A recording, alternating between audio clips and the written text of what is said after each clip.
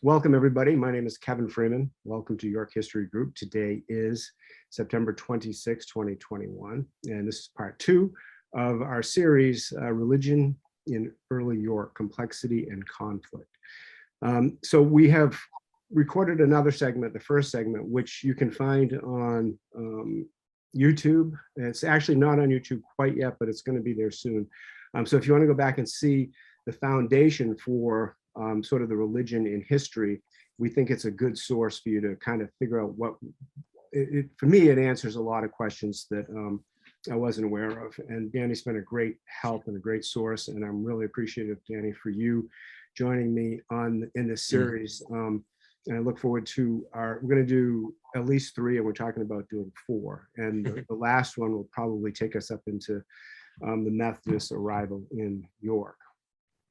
So Danny, do you want to get started? Welcome, Danny. And would you like to get started with giving a little bit of a review of what we talked about during the last segment? Yes, I can do that, definitely. Yeah, we last segment we covered quite a bit. We covered a century or more of history over a full hour, so it'll be hard to summarize that quickly, but I will try.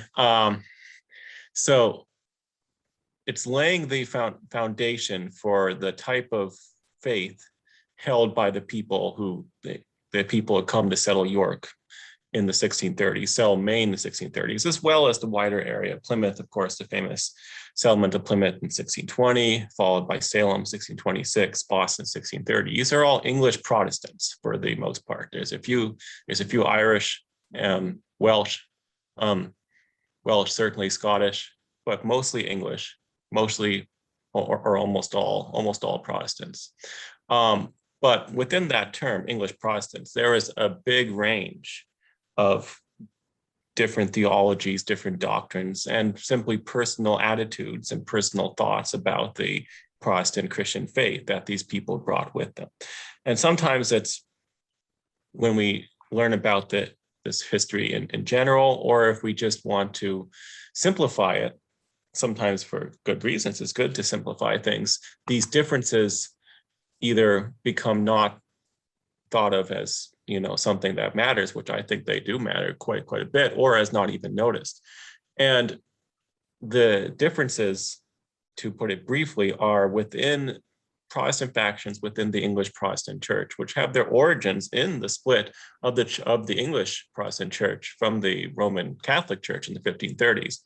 And by the 1630s, 100 years later, by the time English people are coming over here to settle, these splits, people have been fighting over these splits for quite a long time, century. And they basically can be boiled down to differences between Calvinism and anti-Calvinist forces within the English Protestant Church. The Calvinists want to purify the church. They want to make the church more Calvinist, more pure as they see it, since that is as they see the correct and pure Christian doctrine. And for them, the will is bound. There is no free will for human people. And so this fundamental doctrine guides their lives in the knowledge, as they think, that whether they have already been saved or damned by God, that has already happened, since God is beyond time. And so they live their lives with this knowledge, and they try to work out whether they have been saved. And this has various different, for every Calvinist, they think about this and act in a different way. And then their enemies within the overall English church are this sort of the free will doctrine people, we could call them, who say, no, God has given us free will, and there is, as we live, God has not fully judged us yet. That judgment will only happen when we die, and hopefully everyone will be saved. Whereas Calvinists would say, no, God has already judged many people to be damned. And that is the big split. And there are, of course, many other minor splits, but that is the big split. Within Maine, it's mostly at the start non-Calvinists. So, and what was the Church of England's stance at the time? Where did they stand on this? Well, these issues are being fought out at the popular level within the ordinary guy going man and woman going to church, but they're being fought out by the king and by the bishops and the people governing the church at the highest level. And indeed, your question is perhaps the fundamental question that people were puzzled by in the 1620s, 1630s, since there was no unified stance of the overall church. Different bishops held different views. Calvinist bishops had dominated by the late 1500s, early 1600s, but by the 1620s, 1630s, the bishops were split, and the free will doctrine bishops were gaining power. The king, of course, Charles, being on their side, was perhaps the major factor in the reason why the free will doctrine Protestants were able to gain power. And the Puritans then started to think about leaving England. So can we say that Charles was an Episcopalian, and that tradition is continuing now with the Episcopalian Church?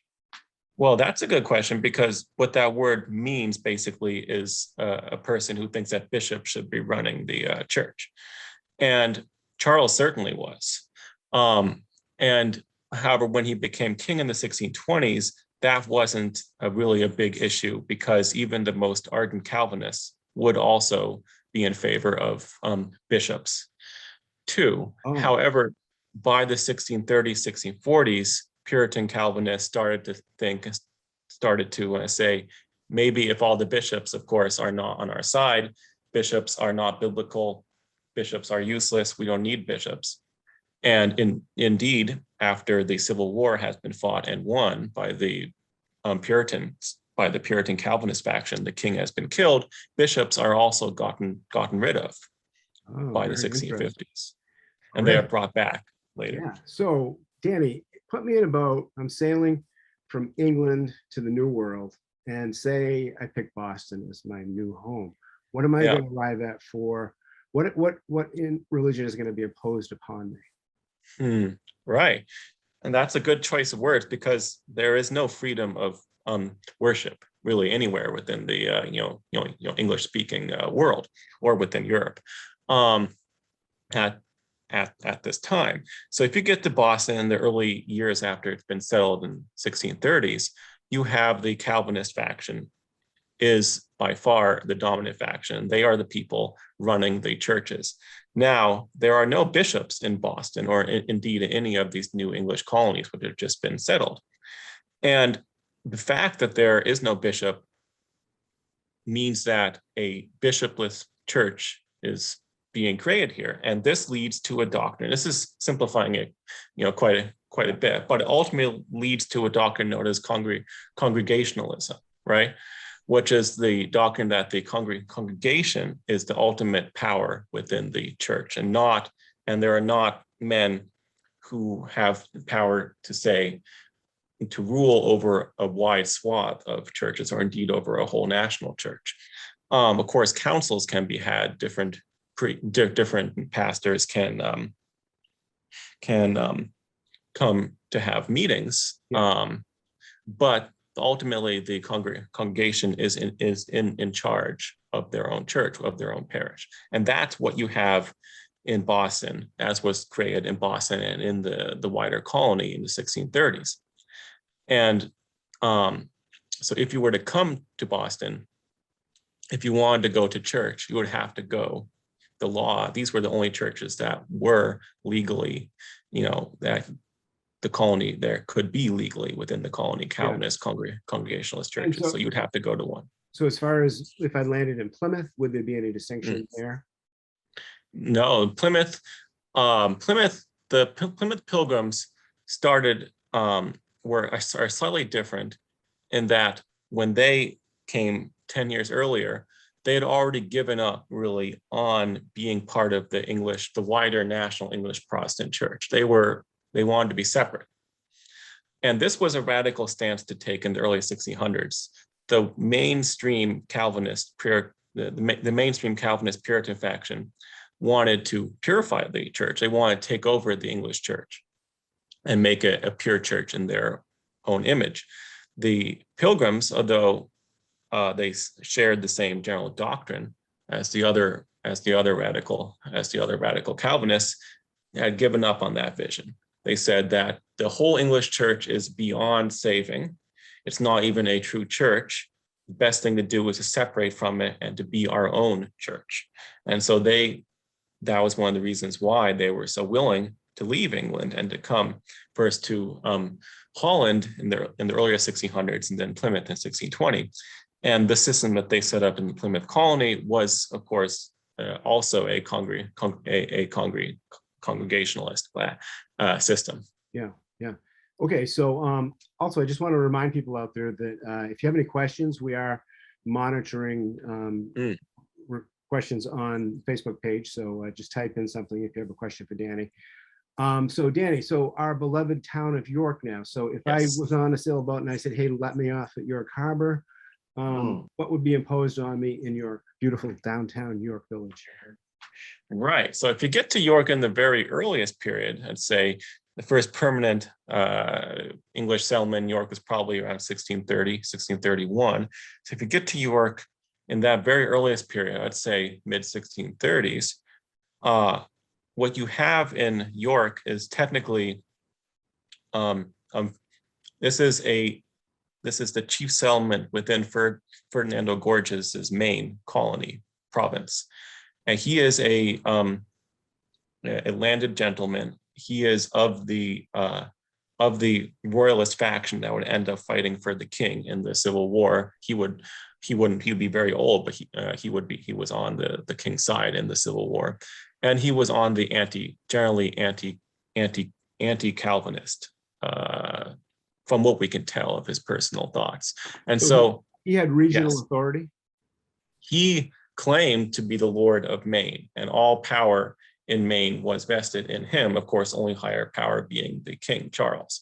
Yeah. So he was. Therefore, yes. Sorry, keep going. Therefore, the Church of Maine and of York, not yet named York at the time, was the English church, dominated by the anti-Calvinist, the free will faction in the 1630s. Yeah. So they were in conflict with their contemporaries. Yeah. Oh yeah. Yeah. Right.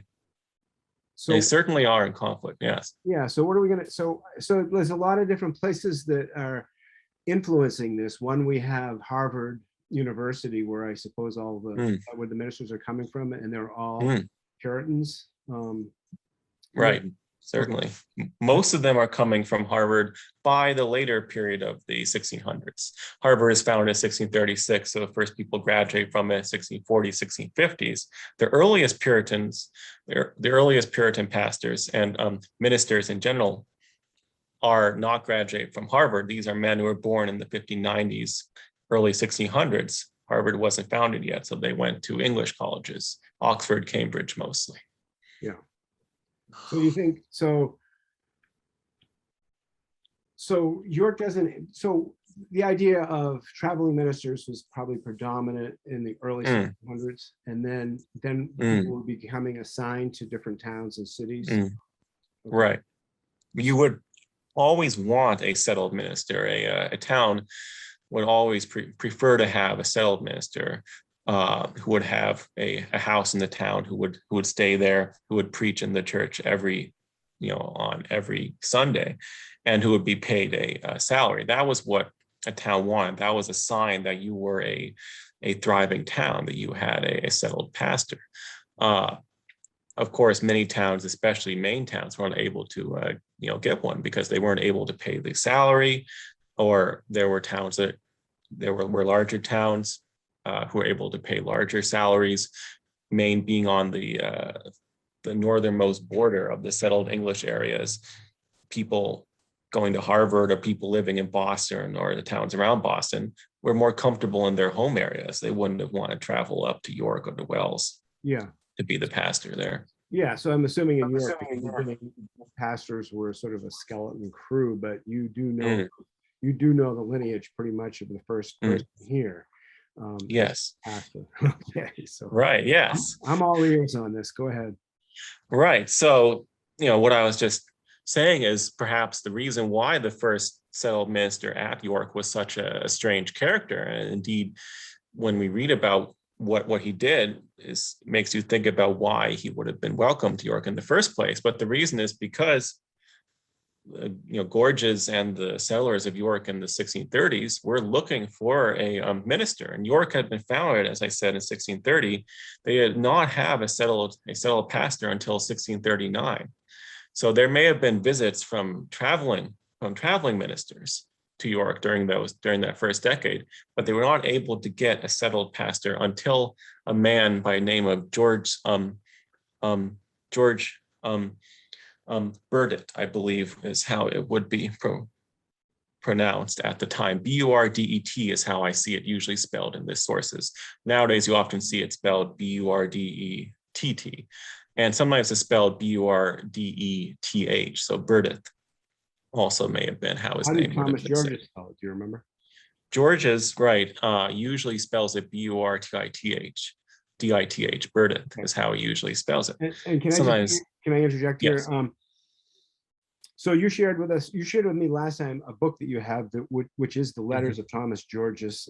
Yes. And it looks like it. So I was able to find that online also. And in that book, you mentioned that Gorges was the governor. He was Fernando's nephew. Was that correct? Then he was his cousin, yes. His cousin. So he's designated to come over here and run things on behalf of Fernando. And Fernando, yes. Yeah, so he gets here and he sees this minister. His name is Burdet, and he's very salacious and so to the point of where Thomas actually writes back home about him to, is it Fernando that he's writing these letters to? Fernando, certainly, but we have a letter to his father, Henry, he writes also, and to another of the prominent, men of York too. He's writing letters. We all have all these letters in his letter book, which I have a copy of here. This is what it looks like. Yes, letters of Thomas Gorges. Yeah, that's awesome. Edited by Moody. What was his name? Robert Moody. Robert Moody was the man who, from York, I believe, he's from the Moody York family, who found these letters in England, in, I believe, Plymouth, the archive in Plymouth, England, in the 60s or 50s. And he writes about this in the preface.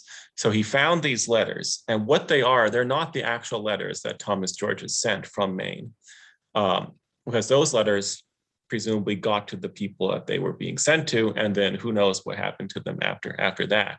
None of those letters have been found. What these are him copying for his own purposes these letters that he would then send out. So he usually made two copies, one for his own records, so he would know what he had written, or these are just to practice also. And so then he saved all these letters, and they came with him when he came back to England in 1643 to fight in the Civil War. They presumably passed down through the family until they were found by Moody here in the 1950s. And they were, he writes, they were in terrible shape. The paper was very moldy and very torn too. And also, Thomas didn't have too much paper. Paper in early Maine was a very, very rare, very valuable item. So he was writing very, very small. He wanted to write as much as possible. So his hand is very small. So it was very difficult for Moody to read these letters. It took him 30 years to read all of them. Wow. He did it very slowly, but yeah. Wow, that is took him a long time. Yeah. Yes. My dog has grabbed some item. I want to make sure that he doesn't eat it. We'll be back. Griffin, what are you doing? Griff.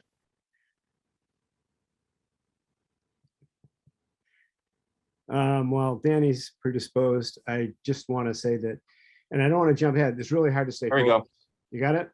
Yes. All right, I'll continue my thought. I don't want to, it's really easy for me to jump all over the place, but Fernando Gorges was actually imprisoned by Cromwell and presumably died in prison. And then I was wondering, what did that mean for Fernando's estate? Right.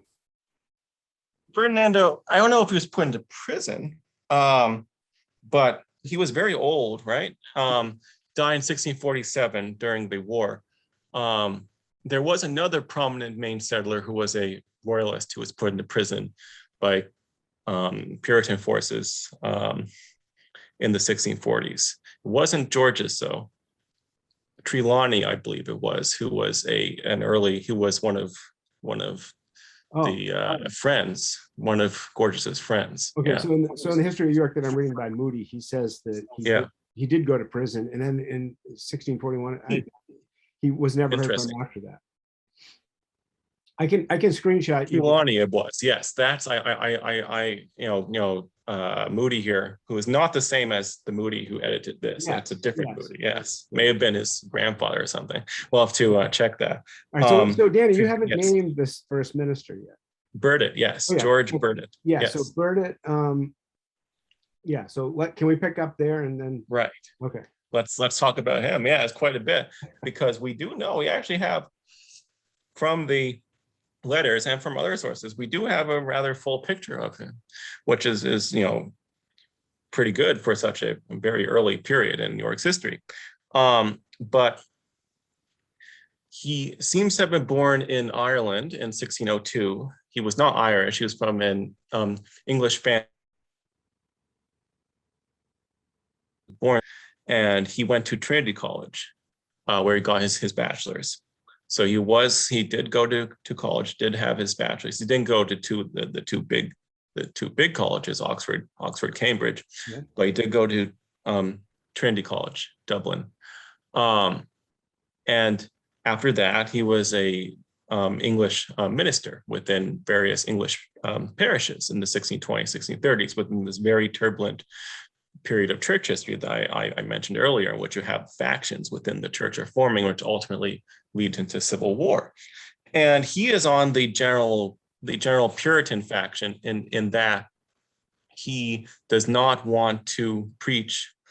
He does not want to do a ritual service. So the anti-Puritan, the anti-Calvinist faction within the church would say, there is the Book of Common Prayer, which was a book which the church still uses in altered form. There's a Book of Common Prayer. It has the whole liturgy of the church service in it. You have to give the service according to what's written in the Common Prayer book. And Puritan ministers usually would say, this is not necessary. And in fact, this is in fact evil, actually, blasphemy.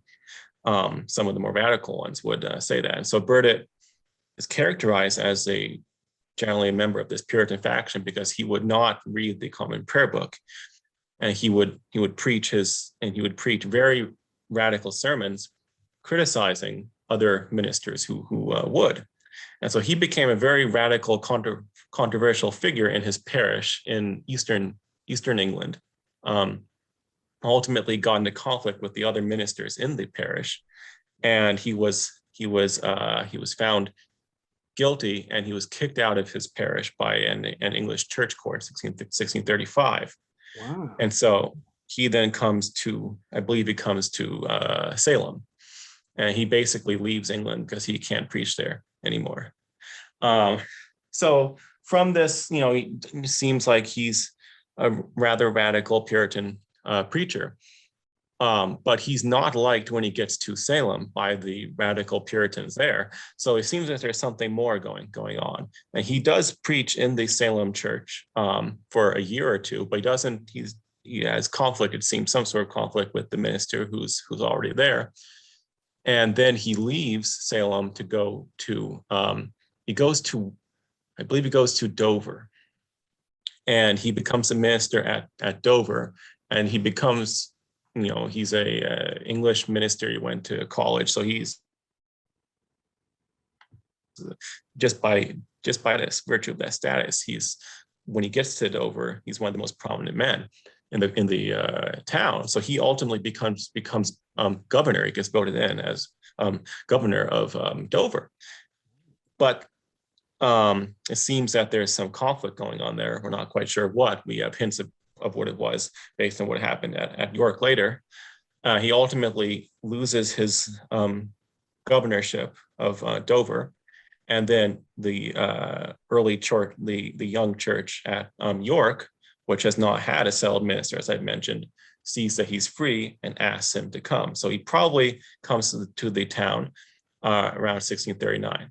Yes. So was this part of the Gorges grant? Dover, was Dover included in that? Yes, Dover was, technically, I believe, in the area grant to Mason, right? Robert Mason. Yeah. So, but presumably Yeah. Thomas Gorges would have known about Burdet in Dover, would have had some part in inviting him here to York. That's a good question, because Thomas Gorges gets to York in 1640. Gorgiana, of course, is the name of the town. It wasn't York. We call it York, but it wasn't named York until 1652. He gets to the town in 1640. Burdet is already there. He may have heard of him prior to leaving England, but probably not. Yeah. He may have heard that there was a minister at York. And that's indeed, we can see that he either had never heard of him or didn't know much, because we can see how he mentions him in his first letter that he writes back from Maine. In his very first letter, he mentions him. So let me get my PowerPoint where I have the quotes from those letters. Okay. Let me see if I can share that. A share screen, all right, PowerPoint, there we go. Okay, so we'll look at that soon, but here's the first letter that Thomas wrote to his father, Henry. So this is written in summer of 1640, soon after he gets to the town. And basically he's talking about what life was like in the town. This is the first letter in the book. It's probably one of the top 10 most useful letters in the whole book. And it's the first really source that gives us a detailed or any sort of look into what church life or spiritual life was in early York. And so, as you can read here, he talks about what it's like to go to church. Burdet is the pastor that he's talking about here. So he says, in the morning, prior to going to church, we just pray. Then we go to Burdet's house, minister's house, which is the meeting house, which had presumably been built earlier in the 1630s. I think Banks thinks around 1636. That's the meeting house for the town. And that's where the minister would also live. That's what it seems from this letter here. So the meeting then, he says that the minister is a man of wonderful parts. So he really likes him in this first letter here. It seems very happy. Seems very prayerful, pious. The minister prays, not with the common prayer. That's what I was talking about. So he doesn't use the common prayer book, which Thomas Gorges would have been happy about. He was a moderate Puritan. So he was a Puritan, a Calvinist, in the sense that he probably, thought like the typical Calvinist did, that there is no free will. We have already been predestined to be saved or to be damned. And also the Book of Common Prayer, ritual actions, therefore, are not useful to get us into heaven. That was the typical moderate Puritan stance, which Thomas held. He would have been okay with bishops in the church too? Yeah, definitely, yeah. Okay. Most, I would say, yeah, this was the sort of the mainstream Puritan stance. Right. And of course, there were more radical Puritans who would become more powerful once the Civil War started in the 1640s. And that's what war in general does. It makes more radical factions more, powerful, because the possibility to change, in this case, to get rid of bishops, to get rid of the king, is actually possible once war starts. Yeah. Prior to the war in 1640 here, then no one really actually, the English Civil War, like many civil wars, was not thought to be something that was going to happen. If you asked the typical Englishman in 1640 whether there'd be a civil war that would kill massive number of people, devastate the country, that would break out in 2 years from 1640, almost all of them would have been shocked. They would not have thought that was happening, that was a possibility. And so that's why the moderates are in power Ferdinando, of course, we've already mentioned him. He is a he would become royalist in the Civil War. He's not Calvinist, from what we can tell. And yet his cousin is. And he has faith in his cousin Thomas to send him to be deputy governor. So this shows that although there were differences within the church, for ordinary people, Ferdinando and Thomas here, the differences were not so great that they couldn't be friends and partners here. Yeah. Ultimately, of course, they would be on opposite sides once the war broke out. But Thomas writes quite a few letters to his cousin from Maine, and he is, he mentions the church. He mentions the fact that that he differs from his cousin Fernando in certain doctrine. But these are friendly letters, and he's just talking about, how he's governing Maine mostly. The real controversy in these letters is with the minister here. And we don't see the controversy in this letter, but we'll be seeing it soon. And it seems strange that, everything starts out great. Burdet is also a Puritan, doesn't like the common prayer book. He prays with he prays presumably a prayer that he thinks of at the moment, right, as he's preaching. Psalms too, Puritans loved Psalms. He reads a chapter, then he sang, then he preached, and then he prayed. So that was what a service at York would have been like in 1640. And then there was an afternoon service. So Sunday you would go to two services usually. One in the morning, take a break, afternoon. Danny, can I ask a little question? In the Scarlet Letter by Nathaniel Hawthorne, he talks about Puritans not able to carry a tune, and that they had no idea of even what melody was. They kind of get together and just started howling out some psalms or something. I'm just paraphrasing what he said, but it's my takeaway. It was like, so, and then eventually they evolved into maybe like a melody. Here we actually see Thomas saying that the songs was a big part of the worship. Yeah. Right. That's a by the 1800s, Hawthorne and his friends, who are the great grandchildren of these early Puritan settlers, are looking down on them, and there's a general dislike, sometimes quite heated. Sort of a sometimes hatred even of these people. Yes. Up right now, we can pretty much say that in York, Puritanism was being practiced. Yes, and singing actually was a part of the conflict, or music in general was a part of the Protestant conflict within the English Protestant Church, and that the anti-Puritans would want piano, organ, maybe trumpets even within the church service. They would say that we speak to God's glory, glorify God through our music. The Puritans would say this is not biblically sanctioned. We should not have organs in the church. And so they would actually tear out organs. But they said it is biblically sanctioned and pious to sing psalms. And that's probably what they are doing here. They're probably singing psalms. And they didn't sing from a music sheet. They just sang the psalm. Okay, so we don't have any notated music by the early in New England. Okay. No. What would probably happen in some Baptist churches, I believe nowadays still practice this. You would have one leader, was a good singer, who would sing a line from the psalm, and then the rest of the church would copy that line, and so on. It's called lined singing. So that's probably what was happening here. Okay. Certainly there was singing, yeah. And then after the service, they would come home. They'd go over the sermon. Maybe they would take notes on the sermon if they had paper.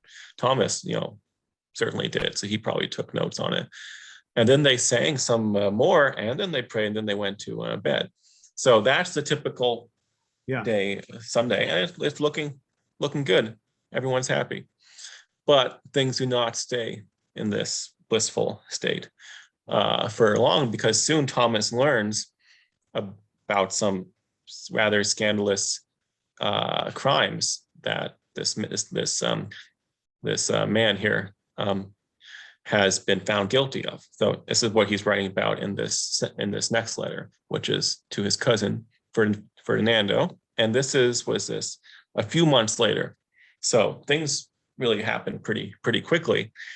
As you can see in the letter here, Thomas says that he has been found guilty. Burdet has been found guilty by the Maine court of 3 crimes.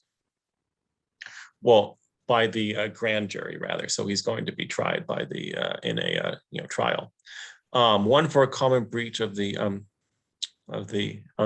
peace, and then another for presumably carrying on with married women, and then a third for presumably the same thing with single women.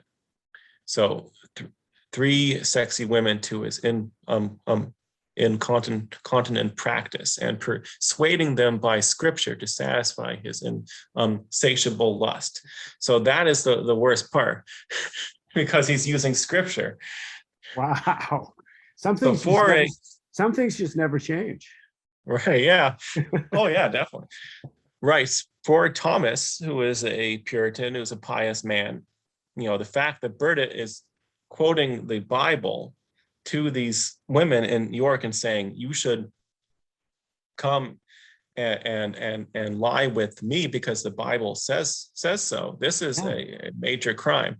And it's possible that these women couldn't even read. Most people in early Maine couldn't. Most men couldn't either. And so what's possibly happening is that Burdet, of course, is known as a man who went to college. He has the Bible, he reads from the Bible. He may be going to these women, pointing at a passage in the Bible and saying, see, it says here, Yeah. And of course, Thomas is saying, the Bible doesn't say that. He's very angry. Wow. And this is the start of the conflict here.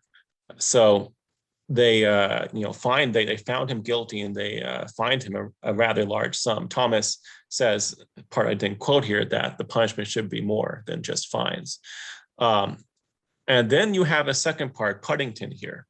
So this man Puddington, George Puddington, who is the tavern keeper.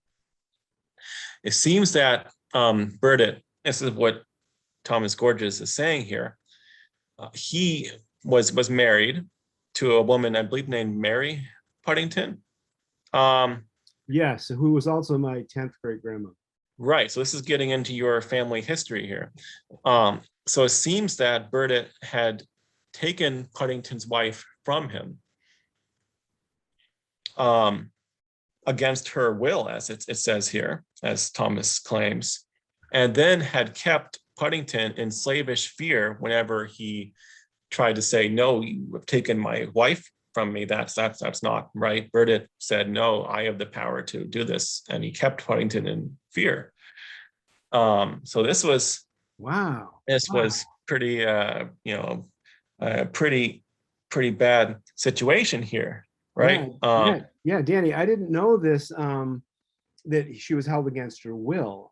That's what it says in the letter, right? I believe Mary was also, her married name was Pook.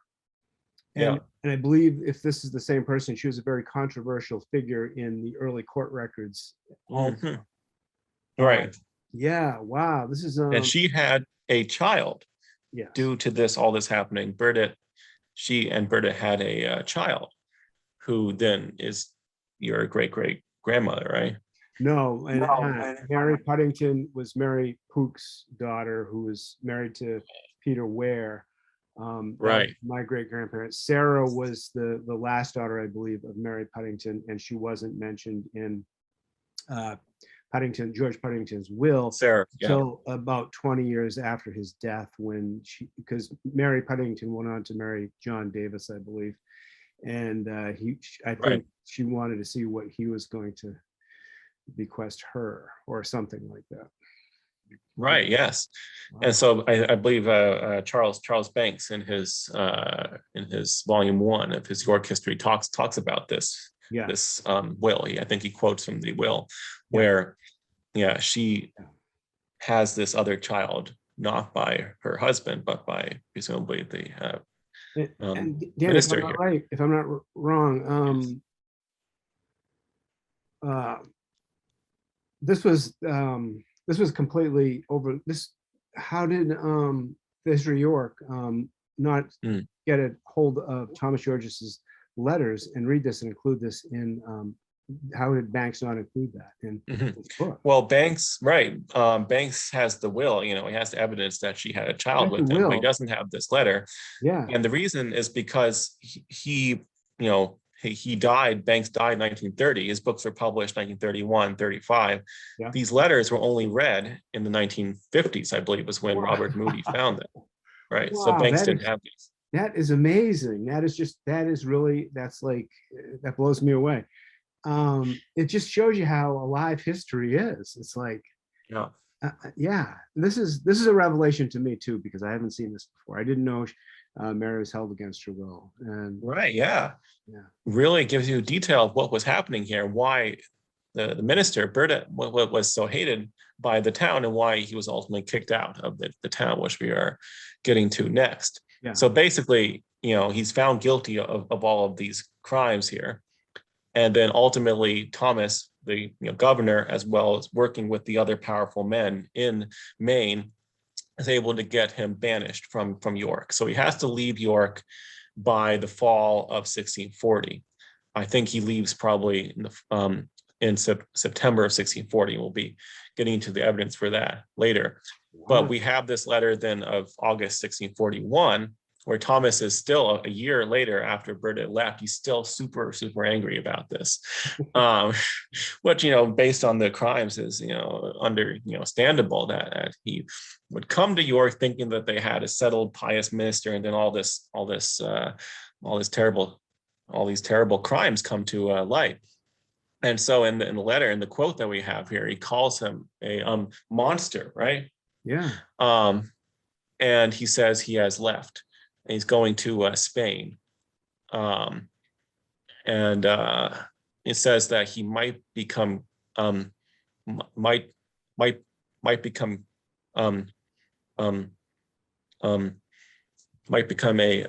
Catholic Jesuit priest, is what he seems to be hinting. Well, is what he says here, which he says he is amply fitted for it, which is the worst thing you could say for an English Protestant, right? Oh my gosh. Yeah. So he's really slandering him here. Wow. And then since we don't have a minister after he left, then they, as Thomas in the letter says, they have called a new minister to come to the town, Ward, Mr. Ward here. And he is one in a line of ministers stretching from 1641 Ward until Dummer comes and becomes the permanent minister in the 1660s, which you have ministers who are called and they come to York for a very short time. Ward was only there for a couple of weeks, I think, and then he got a better job offer somewhere else, which Thomas says in the rest of the letter. So basically the part I didn't quote from, he says they called him, they wanted him to be a minister. He came up to York, but then he left, went to Weymouth, I think, Mass. And that's what happens with the other ministers too. They just leave. So were they paid in cash or in services, or how were they remunerated? Usually every minister, when they came to a new town, they work a contract out with the town. And usually there was, cash would be part of it, but certainly within early Maine, you don't see cash, which is silver coins, used very often. This is rather rare. So it's possible that we don't have the actual written salary terms for any of these early pastors. We know that Reverend Moody, Samuel Moody, when he came here in the 1690s, did not want York to pay him. I don't think he ever took a salary, and he was noted for that. Although they did presumably pay for, he didn't pay him a salary, but they paid for his house and so on. Yeah. I read like with Dummer, they might have given him some firewood and helped mend his fences and things like that. Yes. Yeah. Firewood is I would think would be very, very common. Of course, this is part of the Salem witch trials. This is one of the sort of the sparks of the Salem trials, is that the minister in Salem, Paris, his salary stipulates that part of his salary would be firewood to be paid for the cold winters.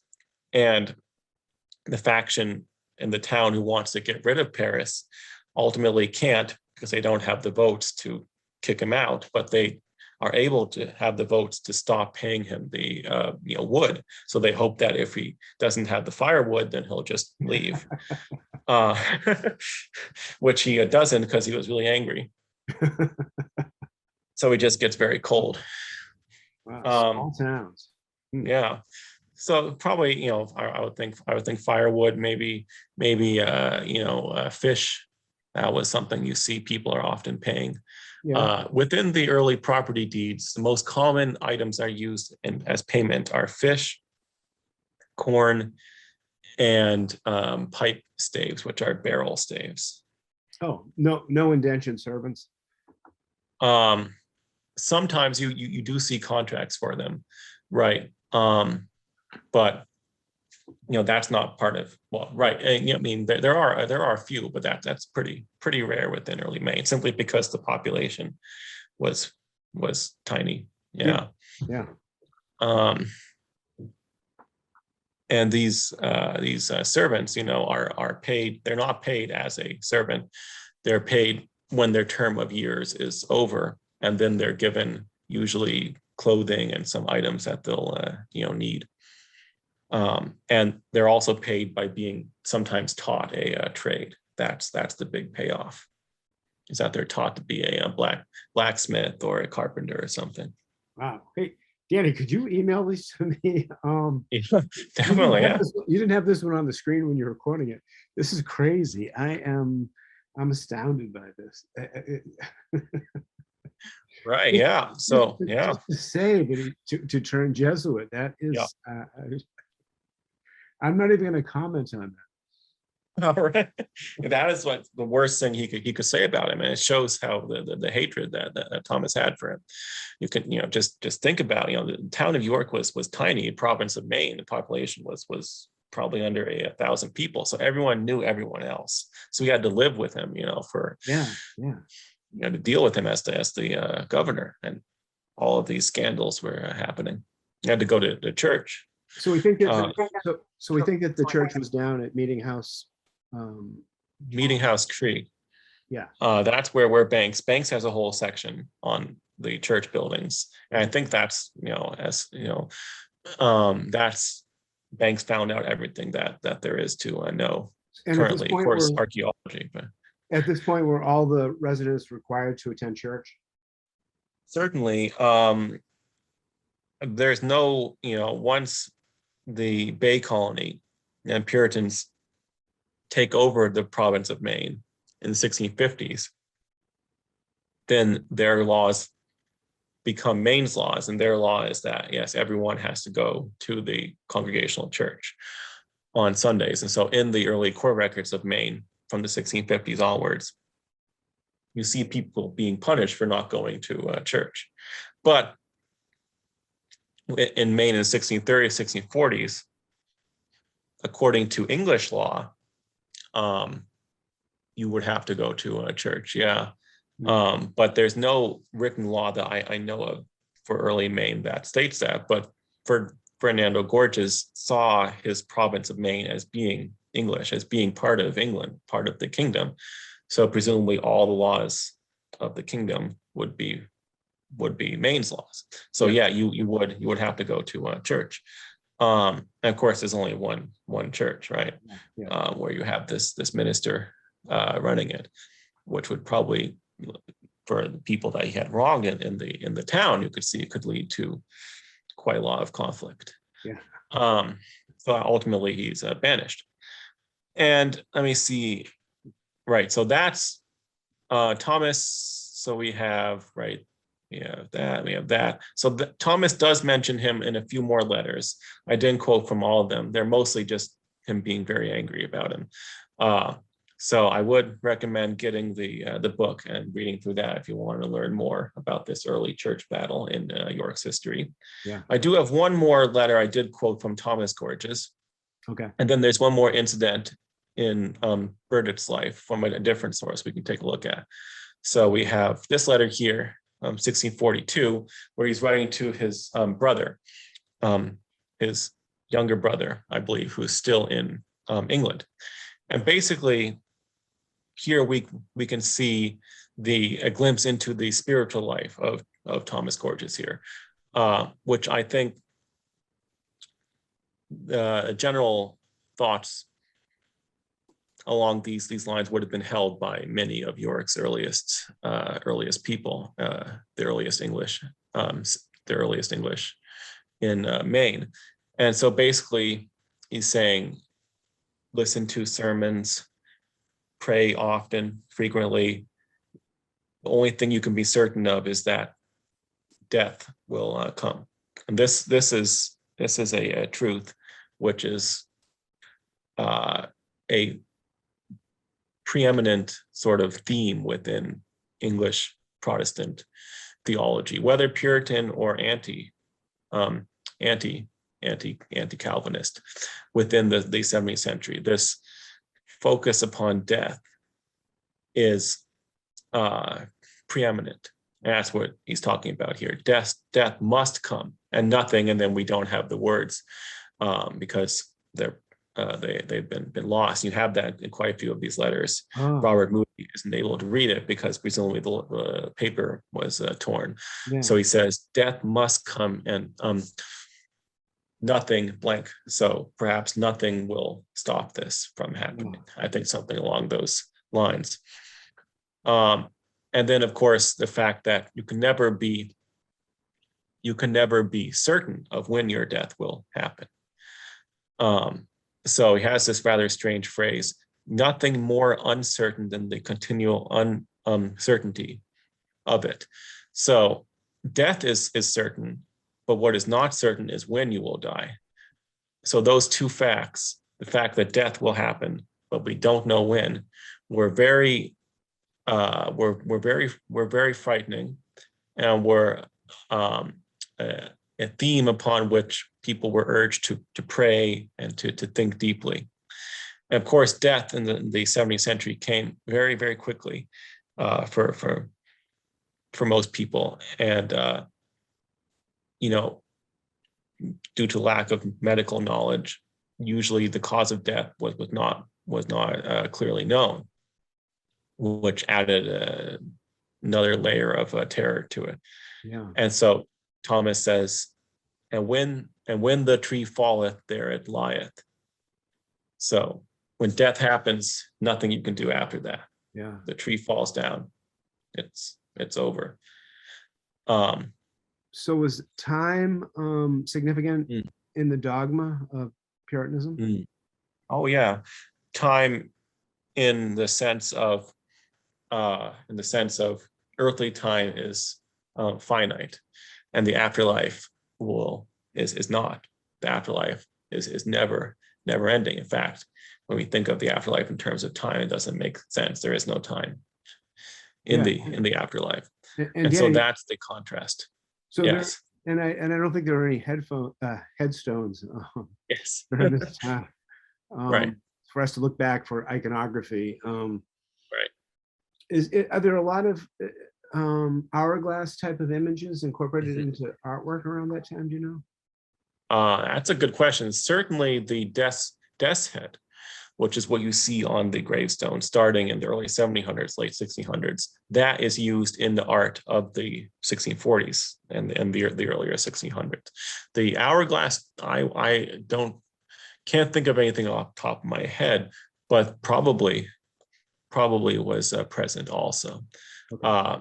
It's not as if the images that we see on the carved gravestones of the early 1700s came out of nowhere. These were images that were current in the media of the earlier 17th century, but they just didn't have the means to create carved gravestones, or they didn't want to, because they because there was this thought within Calvinist circles that anything that would anything that could be seen as a monument to a person's life could be turned into some sort of idol or graven image, which would be worshipped rather than God being worshipped. So Catholic saints, of course, being the model that the Calvinists said. The Catholics are idol worshippers because they don't just worship God, they worship the saints too.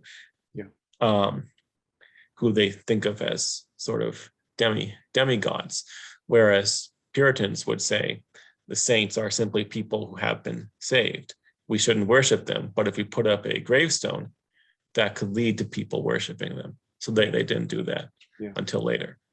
Now Thomas, I don't know, he might have a grave marker because he leaves York in 1643 to go fight in the Civil War. And he dies in 1670, I believe, in England in 1670. And I believe he does have a monument in the church, in his parish church, which is, a goal of mine to visit it. One of the earliest monuments, one of the earliest grave monuments for someone who had been in Maine. Yeah. And he, in his will, he says that few and bitter have been my days. Wow. When he's writing his will.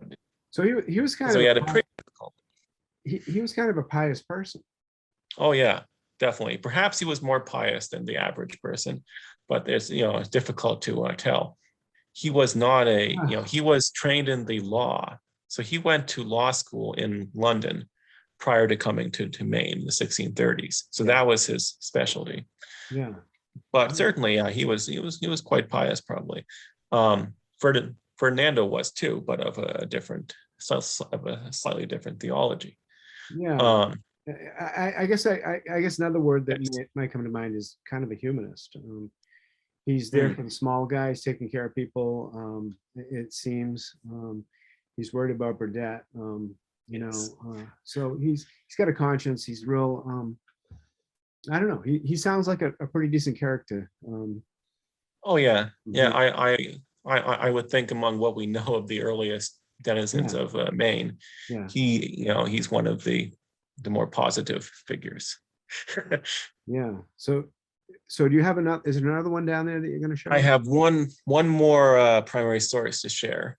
So this is not from the Thomas Gorges letters, but this is from the early deeds, the early York deeds, property records, which have been printed. So the records of the province of Maine were first kept in the 1650s, and all of these handwritten books were then copied and typed and printed starting in the 1880s. So we have all of them, which is these really great source. They escaped the Candlemas massacre. Yes, they've been kept safe. So they were probably one of the fortified garrison houses. And what we have here is that these records are not just deeds. Often, in many cases, there was no written deed. And so what you have then are memories of the fact that this person owned land, which were taken. And so you have someone who has a knowledge of the land ownership comes into and comes into court probably and says, I know that this person owned land. I'm going to tell you the story of what land that they own and when they purchased it and so on. And so these memories were taken in lieu of written deeds. Okay. And so that's what we have here. And this is a rather detailed story, which takes place around the same time as Thomas is writing these letters, 1640. So Burdet comes to York in 1639, and he's already on rather tenuous ground by 1640. And then he is ultimately banished in the fall, 1640. So all of that is going on. This is happening in this memory here, which is the memory of this York resident, Edward Johnson, who was one of the earliest settlers in the town. He actually probably came to New England in the 1620s, Banks speculates. So he was 89 years old in 1682 when this was taken. Wow. So he was born in the 1590s. So he probably came as a colonist in his 30s, in the 1620s. And he came to York. He was one of the earliest settlers of York in the 1630s. So he was here, it seems, in 1640 when this incident happened. So you have this woman named Anne Messend, and she, Johnson says that she was working for the pastor Burdet in his house, keeping his house. We don't know how that happened. She was widowed at this time, so Messend was not her name that she was born with. So that's why we haven't been able to track down where she came from, actually. Okay. And she married a second time after this incident. Edward Godfrey, who became the governor and was the first settler in York, so a rather prominent man. Yeah. But she wasn't married to him at this time. She was working for the pastor in his house. Okay. And so it says here, at that time, Kep said Burdet's house, and then he had to borrow from her quite a bit of money, 7 score pounds. That's a lot of money. That's 20, 40, 60, 80, 100, 120, 140 pounds. That's a massive sum. Wow.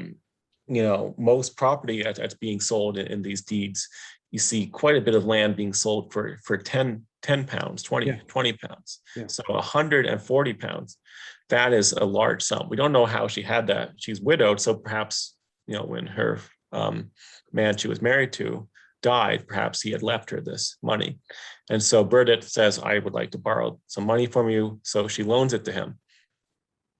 And then Burdet had to leave because everyone hated him. And so he was fined quite a bit by the court too, which is probably why he wasn't able to pay her back, as it says here, and started to think how she's going to get her money back. She doesn't want him to leave without him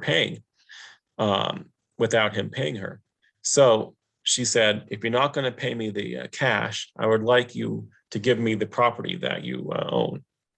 So he said, okay, I'm going to write you a deed out for the York property. And it says here, he wrote a deed out, but the deed did not have the date on it, and he did not sign it. So then she went to one of her friends in the town who could read. She couldn't read, and she showed it to him, and showed it to him. Vines here, a very prominent settler. And Vines said, well, this is not a valid deed. So you're not going to be the valid owner of the land. So she was probably pretty angry about that. So he was trying to cheat her quite clearly here. And so she went back to him and she said, I want you to give me this property legally. So he was basically forced to do that. And I believe this property, it says, lying between Gorgiana, as then called, and Brave Boat Harbor. So this is on the modern day York Kittery border, somewhere in that area. Yeah. So then he was forced to make her the legal owner. And so he used the ancient English ritual of property ownership, of property transfer, which is giving a turf and a twig from the property. So a piece of soil and a twig. And if you give that to someone, then with certain ritual words are said and is witnessed. So Johnson here witnessed it as legal witness. If you carry this ritual out, then a written deed is not needed. And in English law, this only started changing once more people could read. In the 1500s, 1600s, you actually had paper. The law started to change that you needed a written deed too. But by the 1640s, it was still true that a written deed was not legally needed. All you had to do was this property turf and twig ritual. So she forced him to do that. He gave her the turf. He sold the land to Johnson. He gave him the turf and the twig, and then Johnson sold land to her afterwards, presumably also through the turf and the twig. So she was able to get her debt paid back, and she owned that property until she died in 1680. But wait, So so subsequently, Godfrey yes, owned it? Godfrey owned it because Godfrey married her. Yeah. So, so After Godfrey this. lost that when during the submission? Well, Godfrey, right. So Godfrey went to England and he died in debtor's prison there. So she was still living on the property Oh, when he was in England. That's where she was living. And then he died. And then we have written deeds where she's now widowed a second time. So she's now the owner of all of the property. And she sells the land to Alice Shapley, a prominent Kittery family, I believe. Yes. wow. What was There's her a deed. name when she died? What was her So last? her and Godfrey. So yeah, that was her name that she was known by after she married Edward Godfrey. Wow. Wow. Yes. Wow. Wow. So we can see here is Burdet was causing problems everywhere, right? Yeah. So he was trying to cheat her out of her money that she had loaned. And this was not some small sum. This was a large sum. Where did so you learn this, Danny? Where did you learn how to manipulate Yes. people like this at Trinity? Maybe, yeah. Yeah, he was not well liked by the English parishes he was Yeah, but at. he got through Trinity and he got into it. He must have had Yep. pretty good. Yeah, such a contrast to Thomas Gorges Yes, in character. he was probably gambling. He wrote this fraudulent deed out. He was probably thinking that I'm a college man. I know how to write. Most people here can't even read. I'm just going to write this deed out, and Yeah. it's going to be fraudulent. Yeah, very shady, and for a clergy Yeah. person, Yes. Yeah. So those are the glimpses that we have into his life in his short tenure here. But as we can see from them, they're quite turbulent. Yeah. Wow, this is great. Yeah, you want to we'll go off screen share? Let me leave the PowerPoint. Yeah. All right. How do I do that? Let me see. Let me get back to Zoom. Oh yeah, there we go. All right. Stop share. There we go. Sweet. I'm back. Wow, Danny, this is so revealing. I didn't realize I was going to learn so much today. I'm All right. really That's good. grateful. What do you call the soil and the twig? The turf. The turf Yes, and the twig. Turf and the twig. Yes. So that was actually happening here in York. Yes. And it happened quite often. Yes. The most common practice was probably to have both the turf and the twig and the written deed. Yeah. Okay. And so sometimes you see on the written deeds, the fact that the turf and the twig ritual was carried out is written on the deeds. In most cases, I would think that since this was a purely oral ritual, in most cases, even if it happened, it wasn't written on the deed, but sometimes it has been. So we know that it was happening. I've seen it happening in the 1690s. So this was throughout the 1700s. So the working people in England in the 16th, 15th centuries, did they have land transferred to them also, or was it mostly just the nobility? Certainly, in the very early period, Norman conquest 1066, and then the centuries after that, most land was owned by nobles and by the church. And so the land transfers that were happening were just within a very small group of very powerful, very powerful people. So anybody that comes here, that's changing. Yeah, so anybody that comes here can just have a land grant, which is a new thing. These people were never used. So a lot of these people never own property, but some of them did. Probably some of them did, but yeah, Thomas, it's true. Yeah. Yeah. Wow. Yeah, and also I should probably I'd like to just acknowledge that, this was all Native American. Right. That they were just saying, hey, this is ours, which Yes, exactly. Yes. yeah. Danny, I think that we've gone for about an hour. I think that this has been a revelation to me. I'm really excited. I think that we might need to have a fourth or fifth segment though. Ah, Because definitely. because I took a lot of notes and we haven't gotten up to them. No, we haven't got. It's when York was going back and forth. Cromwell, King James, the cities were given, and then when the Massachusetts Bay went to England and actually purchased Maine and all of that stuff. But one thing that really does still, I'm not satisfied. My curiosity is not satisfied about. All right. That is what was being preached in the churches, which maybe the next segment we can address that a little bit. And I think you have some sermons from Moody and maybe Dummer, and we can find out what was actually happening in these meeting places on Sunday. Okay. Yes, that's something we can talk about next time. As far as I know, none of Dummer's sermons have been saved. Okay. But we certainly have sermons from Samuel Moody and from his son also Joseph Moody. So those are the earliest York sermons that we have. There are sermons from the 1630s, 1640s, certainly from other Puritan ministers from other Puritan towns. We can take a look at too. Yeah, that could be interesting too. Yeah. So Danny Bottino, thank you so much. I'm so grateful for this. Welcome. And I really enjoy, and Danny and I have a great time kind of figuring out what we're going to talk about, realizing that it's impossible to stay in an outline, but we seem to work our way through things. And it's and I think in a way, we're actually interpreting history by our own means. It's our, this could come out in a totally different way.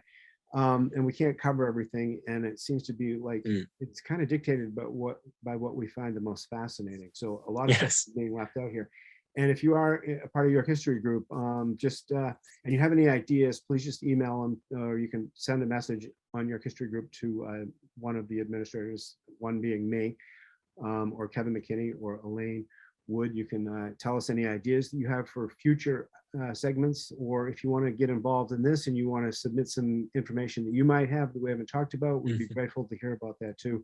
It's really a group effort. And so with that said, I'm going to just sign off from Facebook Live here, and Danny's going to stick around for a minute, I'm sure. And hope everybody has a great day. Thank you.